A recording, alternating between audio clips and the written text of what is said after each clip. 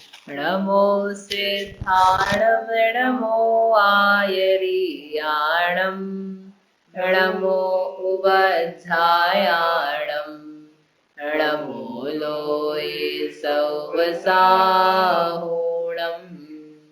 नमः श्रीवर्धमानाय निर्धूतकलिलात्मने सालोकानां त्रिलोकानां यद्विद्यादर्पणायते।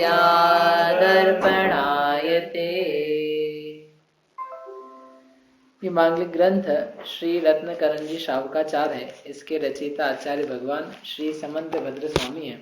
इसमें शिक्षा व्रतों के अंतर्गत वैयावृत्ति नाम का शिक्षा व्रत चल रहा है, जिसमें आहार दान को अपन समझ रहे हैं। आहार दान के लिए 3 बातें हैं इस मूल श्लोक में। 113 नंबर की गाथा है। इसमें क्या क्या है? दातार, दूसरा पात्र, तीसरा विधि। तो यहाँ विधि की बात कल से प्रारंभ करी थी। विधि अर्थात किस प्रकार से मुनिराज को दान दिया जाता है। तो हाँ, क्या देखा? नव पुण्य ही प्रतिपत्ति। नव पुण्य ने 9 प्रकार की शुभ प्रशस्त कार्यों के द्वारा प्रतिपत्ति यानी सम्मान करके आर्याणाम आर्यों को यानी मुनिराज को दानम इष्यते वह दान कहा जाता है। तो वह नवधा भक्ति के नाम से प्रसिद्ध है। नवधा भक्ति को क्या कहते हैं? 9 पुण्य। तो उसमें से 5 प्रकार की भक्तियां या 5 प्रकार की विधि कल देखी थी। सबसे पहले क्या देखा था? प्रतिग्रह। मुनिराज का प्रतिग्रह करना, उनको स्वीकार करना, उनको ग्रहण करना, वो कहलाता है प्रतिग्रह। संग्रह करना, पड़गाहन करना, उसके पर्यायवाची है। दूसरा था फिर दूसरा प्रतिग्रह के बाद क्रम से बताया ना जैसे, हाँ, उच्चासन। उच्च आसन पर विराजमान करना। फिर उसके बाद में पाद प्रक्षालन करना। फिर पाद प्रक्षालन के बाद में पूजन करना मुनिराज की, और पूजन करके उनको नमस्कार, नमोस्तु, प्रदक्षिणा ये करके वंदन करना। इस प्रकार से ये 5 हो गई। 5 नवधा भक्ति में से हुई। अब 4 बची। वो 4 सरल है। कौन कौन सी है? मन शुद्धि, वचन शुद्धि, काय शुद्धि। 3 प्रकार की शुद्धि रखना। और चौथी है ऐष्णा शुद्धि। ऐष्णा यानी आहार, जल, भोजन संबंधी शुद्धि। तो ये मुनिराज के लिए निवेदन की जाती है।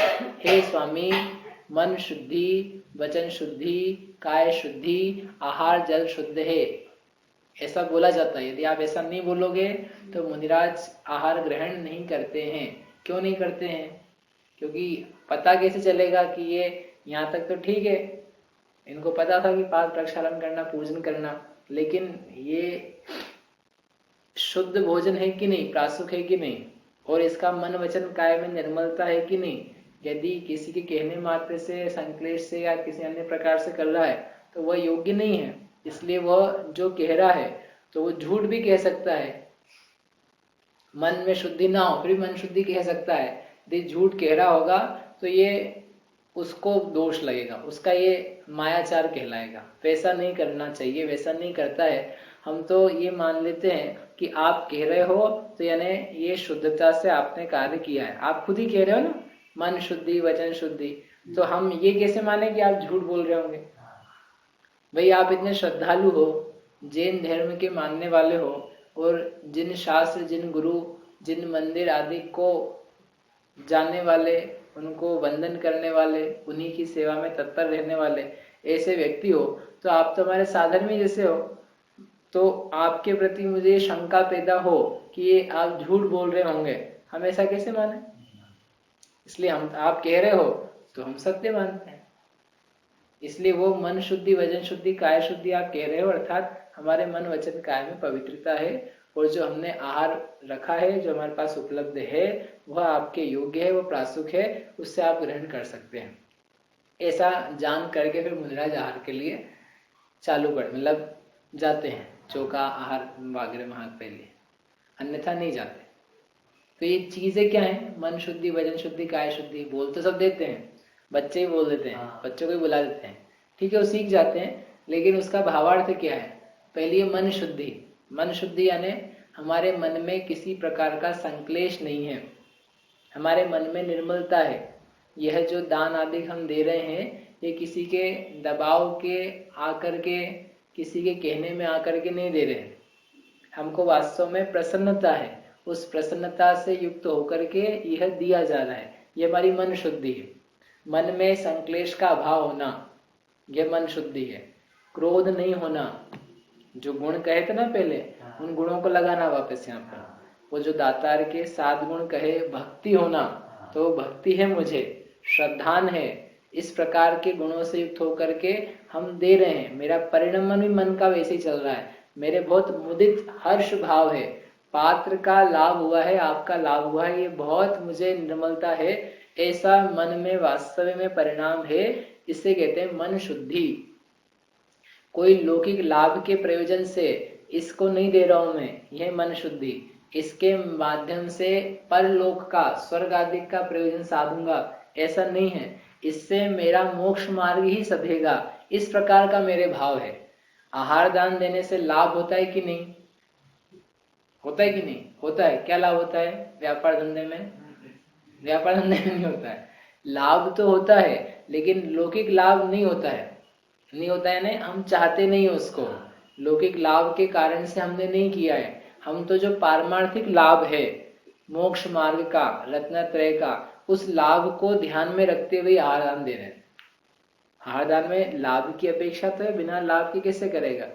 धर्माय कहा था ना, इसलिए वहीं पर धर्म के लिए, यानी धर्म का लाभ होता है, धर्म के लिए दिया जा रहा है, यानी धर्म की रक्षा भी होगी और मुझे धर्म का लाभ भी होगा। इसलिए मात्र कई जगह तो साधु जैसे भिक्षा के लिए जाते हैं तो कहते भी ऐसे ही है, धर्म लाभ, धर्म लाभ, मतलब धर्म का लाभ करो। लेकिन यहाँ पर ये मांगने की ऐसी वृत्ति नहीं कि कहा जाए, ये तो आप अपनी भक्ति में आकर के स्वयं ही आपको धर्म का लाभ होगा। इस प्रकार मुझे मात्र धर्म का ही लाभ चाहिए है, ऐसे परिणाम है मेरे वर्तमान में। इसका नाम है मन शुद्धि।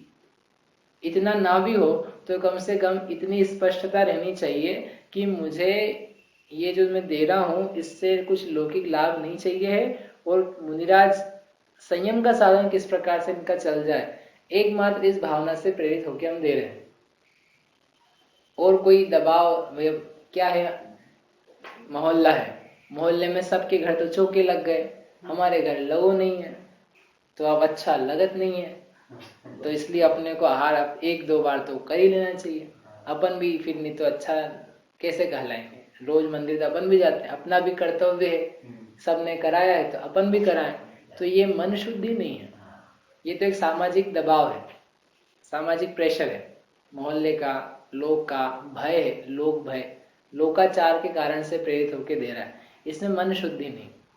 हाँ, ये हो सकता है कि उस भावना से उसने चालू किया था, लेकिन जब दे रहा है तो वो सारी भावना निकल गई, मुदित हो गया, प्रसन्न हो गया कि अरे ये तो बढ़िया है, अपन तो रोज ही ऐसा अतिथि संविभाग वैयावृत्ति क्यों ना करें, हम अवश्य करेंगे।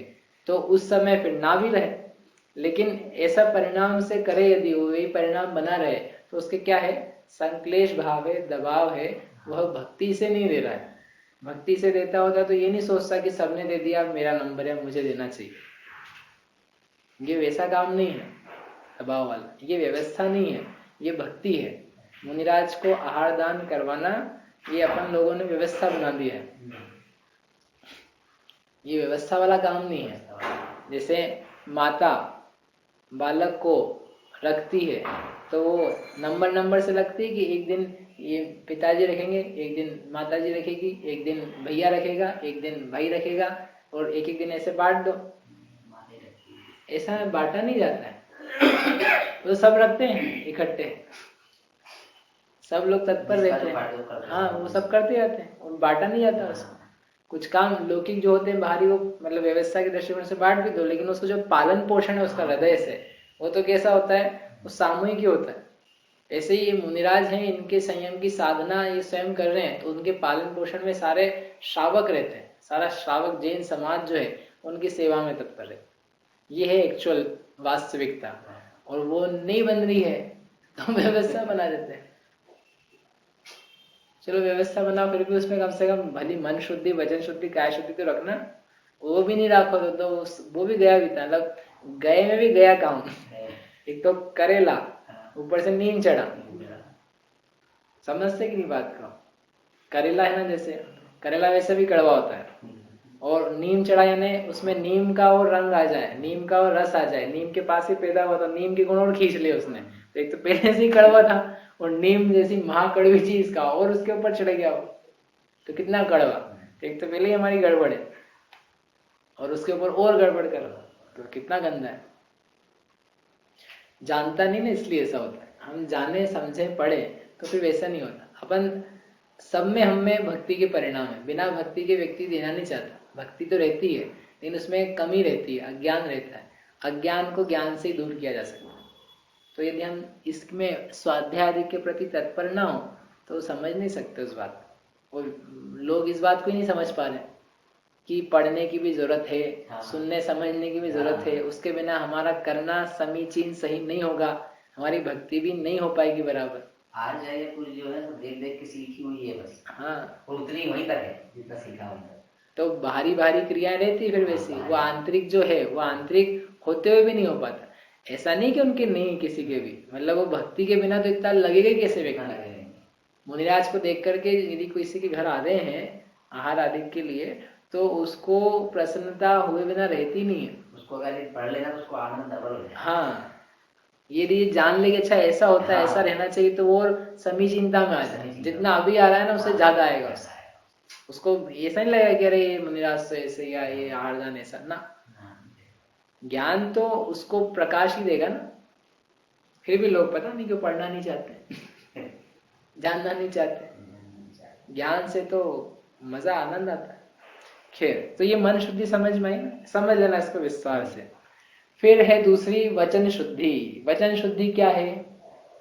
वचनों को शुद्ध रखना। जब जब आहारदान पूरा चल रहा है उस प्रक्रिया के दौरान वचनों में भंडपना, कुत्सितपना, अपशब्दपना, क्रोध के वचन, मान के वचन, अहंकार के वचन, ये सब नहीं कहना। अपने वचनों को शुद्ध रखना, संयमित रखना, मर्यादित रखना, व्यर्थ की बकवास नहीं करना, ये है वचन शुद्धि। हे प्रभु, हमारी वचन शुद्धि है, अर्थात हम वचन से किसी प्रकार के अपशब्द आदि का प्रयोग ना कर रहे हैं, ना करेंगे। क्रोध आदि के अवसर आने पर भी हम क्रोध के वचन, भय के वचन, मारने के वचन, डांटने के वचन नहीं कहेंगे। तिरस्कार के, अपमान के, ग्लानि के, हम बड़े हैं, हमने बड़ा दान दिया, ऐसे वचन नहीं कहेंगे। हमारे मन में भी ऐसे परिणाम नहीं है, ये मन शुद्धि, और वचन से वैसा नहीं कहेंगे, ये वचन शुद्धि। ठीक। तीसरी काय शुद्धि। काय शुद्धि क्या है? काय शुद्ध हो सकती क्या? तो यहाँ अंतरंग की बात नहीं करें, चरणान्योग की शुद्धि है। चरणान्योगी में काय की शुद्धि, अर्थात यह जो देह है यह ठीक है बाहर से, मतलब अर्थ ये जो वस्त्र हमने डाले हुए हैं ये शुद्ध हैं, इनमें कोई मलिनता, इन्हें शौच के कपड़े हों, छुए हुए कपड़े हों, अथवा अन्य जगह पहने हुए कपड़े हों, ऐसे कपड़े नहीं है। ये वस्त्र शुद्ध है। हमारा शरीर भी नहाया हुआ है, ऊपर का मल सब प्रमार्जित किया हुआ है, इसलिए काय शुद्धि भी है। इस प्रकार से होना वह काय शुद्धि कहलाता है। आप धोती दुपट्टा पहन लो मात्र और काय शुद्धि, तो काय शुद्धि नहीं है। धोती दुपट्टा पहनने मात्र से नहीं है, कोई बिना नहाए हुए पहन ले, छुआ हुआ पहन ले, पुराना पहन ले, फटा पहने, ये सब काय शुद्धि नहीं है। वो पहना हुआ छुआ जाए फिर भी कहे काय शुद्धि है, ये ऐसा लोग बहुत कर लेते हैं। क्या करें, बड़े काम में छोटी छोटी बातें तो होती रहती है? लेकिन फिर वो कहना आपका वचन शुद्धि भी नहीं रही, काय शुद्धि तो थी नहीं। वो वचन और झूठ बोला तो काय शुद्धि भी गई, और जब बोला झूठ आपको पता है तो मायाचार किया तो मन शुद्धि भी गई। तो तुम्हारी तीन शुद्धि तो गायब ही है, मन भी गया, वचन भी गया, काया भी गई। ये तो मायाचार हो गया, धोखा देना हुआ, ये ठीक नहीं है।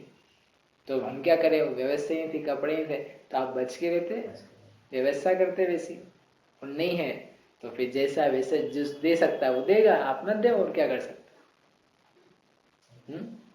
लेकिन वो इतनी मेहनत हमने करी है, घर में हुआ है, वो रहा नहीं जाता है, या लोग भय रहता है, या किसने देखा, क्या फर्क पड़ता है, चलता है तो लोग चला लेते हैं। अब क्या चलता है तुमको समझ में आएगी स्वयं पे जब आएगी।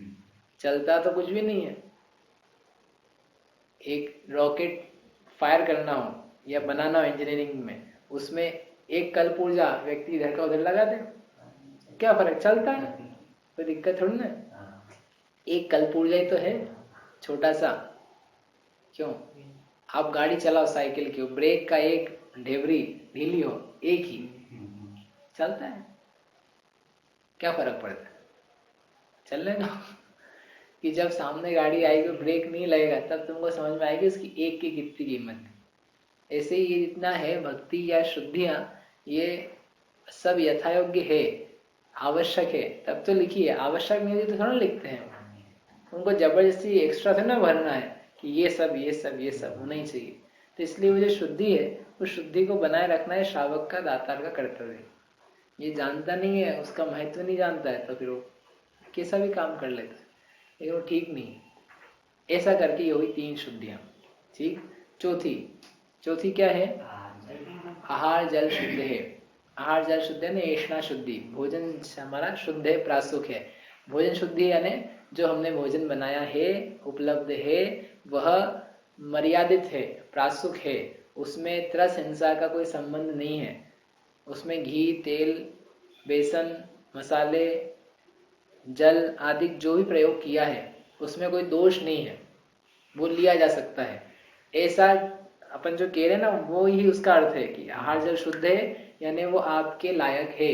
हमको पता है आप अहिंसा महाव्रती हो और आपको अचित्त वस्तुएं चाहिए, लेनी होती है, और उसमें मर्यादित ही होनी चाहिए। मर्यादा, अब क्या लोग जानते ही नहीं मर्यादा क्या होती, मर्यादा ही नहीं जानते हैं तो वो देंगे कैसे। अविरल, आपका फोन म्यूट, अच्छा आप पूछ रहे हो, बोलो। भैया जो ये प्रसाद के लिए जो हम दो दुपट्टे यूज करते हैं और जो आहार के लिए यूज करते हैं वो अलग होना चाहिए। हाँ ठीक है, इनका अच्छा प्रश्न है कि हम मन वचन काय शुद्धि कहते हैं ना, तो वस्त्र आपने कहे शुद्ध होने चाहिए। तो जो आहार के लिए, भोजन के लिए वस्त्र यूज किए जाते हैं पूजन के लिए, वो सेम होते हैं या हो सकते हैं अलग अलग होने चाहिए? अलग अलग होने चाहिए, और अलग अलग ही होने चाहिए, एक नहीं हो सकते। जिन वस्त्रों में भोजन किया जाता है, कराया जाता है, वे पूजन योग्य नहीं है। पूजन के वस्त्र शुद्ध पूजन योग्य रहते हैं।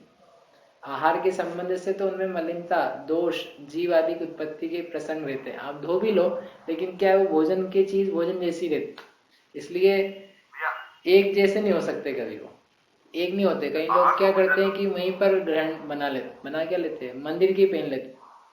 अब वो मिलते नहीं, उनको लेके आते नहीं है, तो वो जो दिखता है देना भी हमको, तो कैसे भी करके तो मंदिर के लिए आते हैं। चलो तुम ले आए मंदिर के, काम करना, एक नया जोड़ी खरीद करके मंदिर में दे देना, वो कपड़े अपने घर ही ले आना। लेकिन इतना कौन करेगा, नहीं करता व्यक्ति, तो वो दोषपूर्ण है। वहां हम थे, महाराज जी थे निर्वाण सागर जी, तो वो तो बिल्कुल मतलब वो मतलब उनको दिख जाते थे ना कपड़े, जैसे ऑरेंज कपड़े, तो वो पूछ लेते थे, मतलब हाल चल रहा है उनका कि मतलब ये कपड़े, तो जो साथ वाला था उनको यदि पता हो कि नहीं, आप जहाँ रखे थे कपड़े वहीं से पहने हैं, तब तो कह रहा था महाराज नहीं, भोजन वैसे नहीं है, पूजा के नहीं है, और यदि वो पूजा के हैं तो आप आहार नहीं दे सकते उनको। आप जाओ, आप देखो, पूजा करो, लेकिन आहार संभव नहीं है। अरे जिन कपड़ों में अपन पूजा करते हैं उनसे आहार कैसे देंगे? और ऐसा तो अपना रोज का भी होना चाहिए। जिन कपड़ों में अपन पूजा करते हैं मंदिर में, यदि धोती दुपट्टे में करेगा तो कोई बात ही नहीं है, लेकिन यदि घर के कपड़ों में कर रहे हैं तो आपके वो कपड़े और भोजन के कपड़े अलग होने चाहिए। पहले तो लोग मंदिर के कपड़े अलग रखते थे, और मंदिर के कपड़े वैसे भी अलग ही होने चाहिए। अब क्या है, आप शादी में जाते हो उन्हीं कपड़ों से, और साड़ी पहन के गए या पैंट शर्ट सूट पहन के गए, और वो कपड़े में सबसे मिले जुले, गले लगाए, किस किस को छुआ नहीं हुआ, हाथ पैर वगैरह, कौन से सोफे पे बैठे, दरी पे बैठे, वो सब अशुद्ध है तुम्हारे कपड़े। और कब धुलेंगे वो? महीनों में नहीं धुलने हो, वो गए हैं वो वैसे कैसे लटकेंगे, तो जहाँ लटकाओगे तो फिर तो पूरा तुम्हारी पूरी अलमारी है कपड़ों की, उससे छुआए वो, तो तुम्हारे पूरे कपड़े अशुद्ध हैं अलमारी के, एक कपड़ा शुद्ध नहीं है उसमें। उन्हीं कपड़ों में तुम गद्दे पे भी बैठते हो, उन्हीं कपड़ों में तुम कहीं लोग बाहर की जो सवारियां उसमें बैठ जाते, कार में बैठ जाते, उसी कपड़ों से कोई अन्य स्त्री जो अशुद्ध हो या शौच आदि के कपड़े से युक्त अन्य कोई व्यक्ति हो, उसी से वहां बैठा हुआ है, तो वो सारे कपड़े तो खराब हैं, अच्छे का है।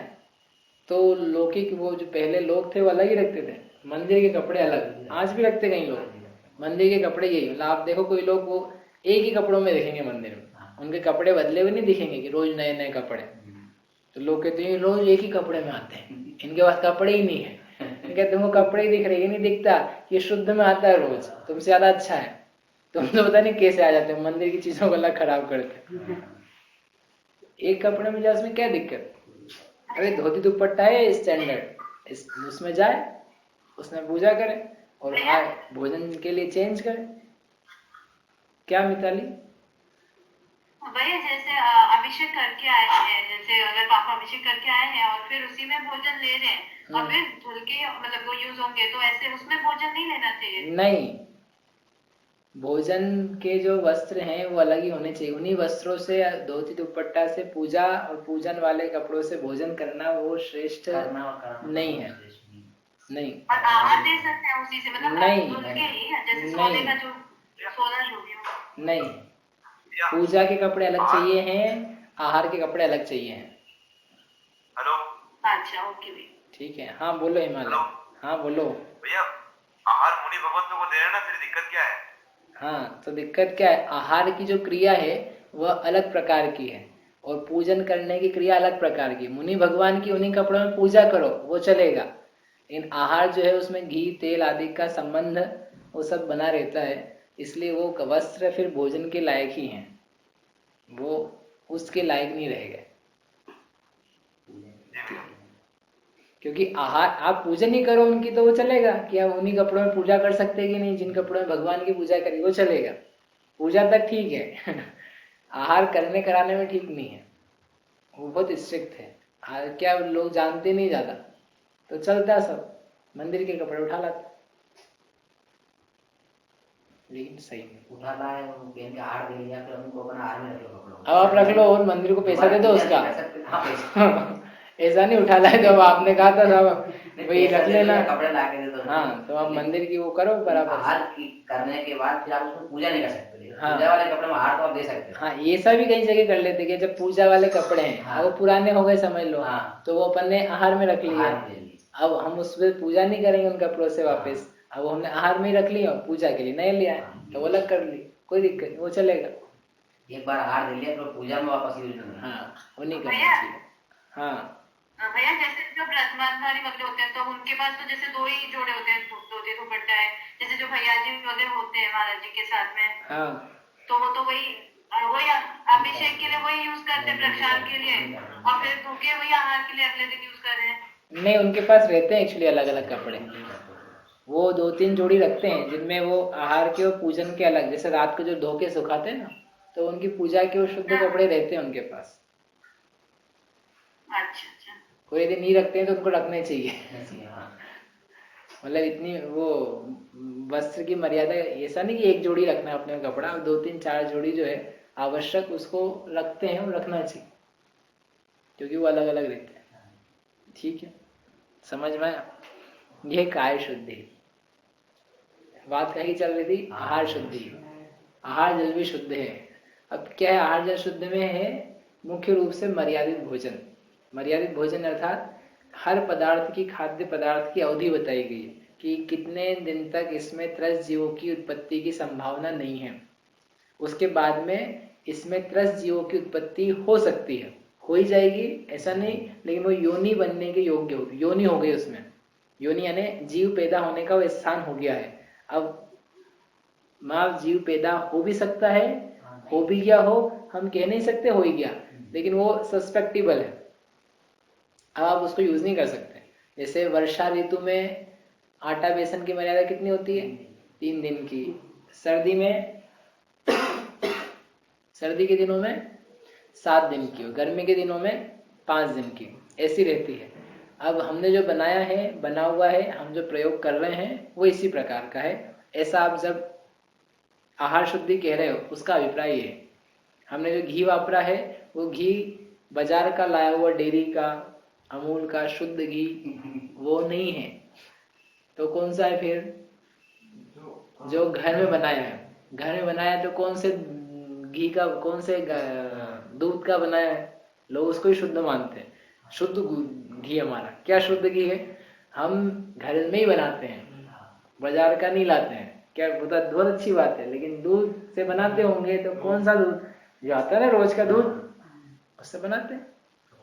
तो रोज का दूध क्या मर्यादित आ रहा है, तो मर्यादित वो बंदी वाला दे जाता है, या थैली का आता है, जो सा भी आता है। तो वो दूध ही जब मूल ही अशुद्ध है, अमर्यादित है, मर्यादा के बाहर का है, तो उससे पैदा होने वाली चीज वो शुद्ध कैसे हो सकती है। लेकिन घर में बनाया इतनी शुद्धि है, तो वो आप अपना यूज करो, आप जानो, लेकिन वो मुनिराज को देने योग्य नहीं है।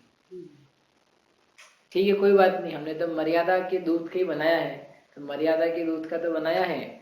कब बनाया, लेकिन घी कब बनाया, बोले मलाई से बनाया, मलाई रखी, फिर अगले दिन की मलाई रखी, फिर तीसरे दिन की मलाई रखी, फिर चौथे दिन की रखी, ऐसे 2 3 4 दिन की मलाई रखी, और मलाई रख करके उसका घी बनाया। तो तुमने अशुद्ध को अशुद्धि करके तो बनाया है। जब दूध की मर्यादा 24 घंटे, तो मलाई की मर्यादा 24 घंटे, तो 24 से ऊपर हो गए, गया काम। अब वो ठीक नहीं है, वो तो वैसे ही जैसे अन्यत्र होता, बाकी सबसे शुद्ध है, तुम खाओ अलग बात है, लेकिन अशुद्धि है वो। तुम खाओ तो ठीक है, मतलब ठीक नहीं है, लेकिन आपका नियम नहीं है, आप मानते नहीं हो, तो आप आपकी जानो, लेकिन वो मुनिराज के देय नहीं है। हाँ, ये मलाई फ्रिज में रख दे तो क्या करें उसका, तो वो मर्यादा के बाहर हो जाती है फिर भी। हाँ तो क्या अच्छी रहेगी क्या, दूध रखो, ऐसे तो हर चीज रखने लगे, अपन आटे को रख दे फ्रिज में, जो मर्यादा है उसकी वो तो वही रहेगी। ठीक है, वो एनवायरनमेंट ऐसा हो जाता है ना फ्रिज का, तो उससे वो बैक्टीरिया वगैरह नहीं लगते, तो ऐसा कुछ। अरे आपको अभी जीव समास और पढ़ने की जरूरत है। ठंड में भी जीव पैदा होते हैं, शीत भी एक योनि है, अभी बताई थी ना योनिया, याद है। शीत भी योनि है, उष्ण भी योनि है, और शीतोष्ण भी योनि है। कोई क्या लोग समझते कि वहां जीव पैदा ही नहीं होते, ऐसा कैसे नहीं पैदा होते, होते तो हैं, उस टाइप के नहीं, अन्य टाइप के होते हैं, इसलिए वो योनियां पढ़ के समझ में आता है। अचित्त भी योनि होती है, कोई होता है एयर टाइट, एयर टाइट में जीव पैदा नहीं होंगे, कैसे नहीं पैदा होंगे, एयर टाइट में अचित्त पना है, उसमें भी जीव पैदा होते हैं, बिना एयर टाइट में भी होते हैं, मिक्स वाला हो मटेरियल उसमें भी होते हैं, अनेक प्रकार के होते हैं। जीव पैदा होने का स्थान कौन सा नहीं है, इस पूरे लोक में ऐसा कोई स्थान नहीं है जहाँ जीव पैदा होने की जगह नहीं है, और योग्य वातावरण मिल जाता है तो पैदा होते भी रहते हैं। ठीक है, तो कह क्या रहे थे कि वो जो हम आहार शुद्धि कहते हैं ना, तो ये घी बनाया हमने ऐसा, तो घी जो है वो शुद्ध नहीं है। हाँ विरल भैया, जैसे वर्षा ऋतु में अगर हम आटा फ्रिज में रखेंगे तो उसकी पड़ेगी क्या मर्यादा, ठंड के हिसाब से हो जाएगी? नहीं, फ्रिज में तो वैसे शुद्ध हो जाएगी। ये जो फ्रिज में रखो आप कुछ भी, तो उससे कोई उसकी मर्यादा नहीं बढ़ने वाली है। इसके लिए वर्णी जी ने बहुत अच्छा स्पष्ट लिखा कि वर्तमान में ऐसे समय शांतिवत प्रदर्शक है, तो शांतिवत प्रदर्शक में उन्होंने इस मटेरियल को उठाया थोड़ा सा कि वर्तमान में फ्रिज आ गया है, फ्रिज में चीजें रख देते हैं तो उसका टेम्परेचर मेंटेन रहता है, तो इसलिए जीव पैदा इसमें नहीं होते हुए दिखते हैं, इसलिए इसमें अपन मर्यादा ज्यादा माने कि नहीं माने। तो उन्होंने उत्तर दिया स्वयं प्रश्न उठा करके कि ये हो सकता है कि उसकी मर्यादा कदाचित बनी रहे, क्योंकि वो सूक्ष्म चीज है, वैसे भी हम वो देख नहीं पा रहे हैं, हम तो योनि के आधार से कह रहे हैं, लेकिन आगम की मर्यादा है, तो उस मर्यादा में उल्लंघन ना हो गए, इसलिए हम जो दिया है उसी प्रकार से मानते हैं। हो सकता है कदाचित 3 की जगह वो 5 दिन चले, लेकिन आगम की जो आज्ञा थी उससे तो अपन क्रॉस ही होके गए, इसलिए उस प्रमाद से बचने के लिए अपन ये नहीं कहते कि उसकी मर्यादा बढ़ गई, या उसको अपन 3 दिन के बजाय 7 दिन तक यूज कर सकते। ठीक है, एक बात। और दूसरा उत्तर दे दिया कि वहां पर भी जो वो है ना फ्रिज, वहां जो शीतता है, तो शीत में भी जीव पैदा होने की संभावना रहती है। तो आप कहो कि हमने शीतकाल जैसा बना दिया है, नेचुरली होना और एक कृत्रिम होना, उन दोनों में अंतर होता है। एक आम खाओ आप, कब का, ग्रीष्म काल का। आम कब आते हैं, गर्मी में आते हैं, गर्मी के आम खाओ, और एक आप ठंड का आम खाओ। ठंड में भी आजकल आम आते हैं, जनवरी से आ रहे हैं, आप लाओ और लाके खाओ। दोनों में क्या अंतर है? नहीं, मीठे भी आए, मीठे भी आते हैं। आप लाओगे मीठा भी निकल सकता है, फिर भी वो वैसा नहीं होगा जैसा नेचुरली होता है।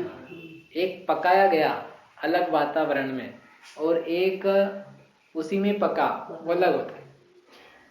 हापुस आम खाए होंगे, रतन क्या बोलते, कहाँ क्या आते, रत्नागिरी के, रत्नागिरी के हापुस आम, और वही रत्नागिरी की मिट्टी वगैरह अपन सब यहाँ ले आओ इंदौर में, क्योंकि वो मिट्टी का फर्क पड़ता है। तो रत्नागिरी का जितना एक बड़ा मतलब खूब अच्छी मिट्टी लाओ रत्नागिरी से ही, और यहाँ पर ला करके अपन पेड़ भी वहीं से लाएंगे, बीज भी वहीं से लाएंगे और इंदौर में लगाओ, उसकी सेवा करो 5-7 साल, जितने साल लगते हैं, पैदा हुआ वो, खाद वाद सब वही डाली, तो उसमें वैसा का वैसा रत्नागिरी का आम आएगा कि नहीं, जैसा रत्नागिरी में आता है।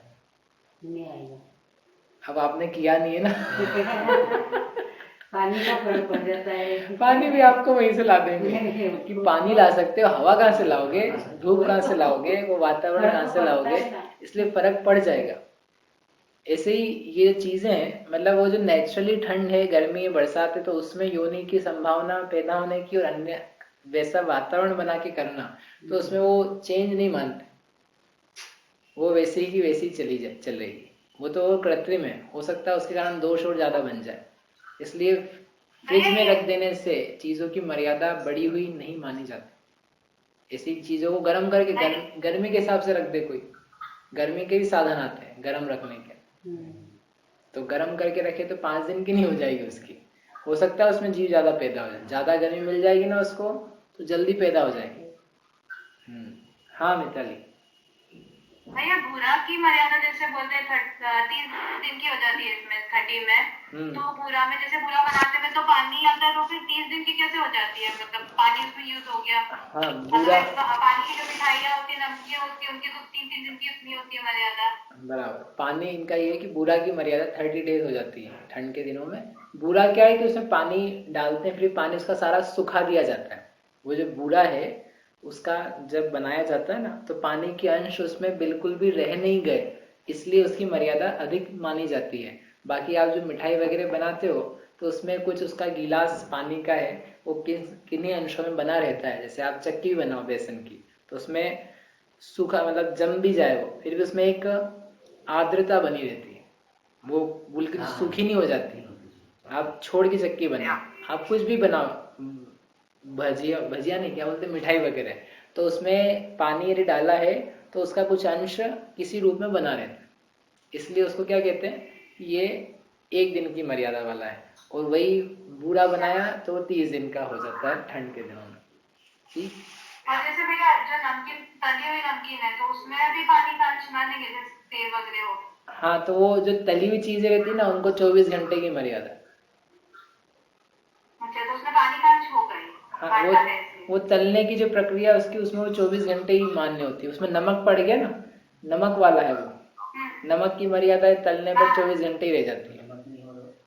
नमक नहीं तो ये मसाले तो केले के चिप्स वगैरह तो उसमें तो पानी यूज किया ही नहीं ना, नमक भी नहीं लगाया था। हाँ, नमक नहीं लगाया तो फिर उसकी मर्यादा जैसा मसाला डाला है उसके अनुसार।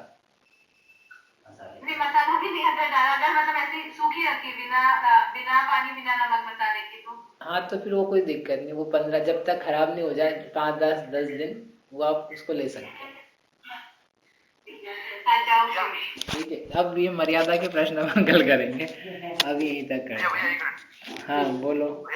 हाँ, पानी, आटे को गर्म पानी से गूंद के रखें तो उसकी मर्यादा बढ़ती है क्या?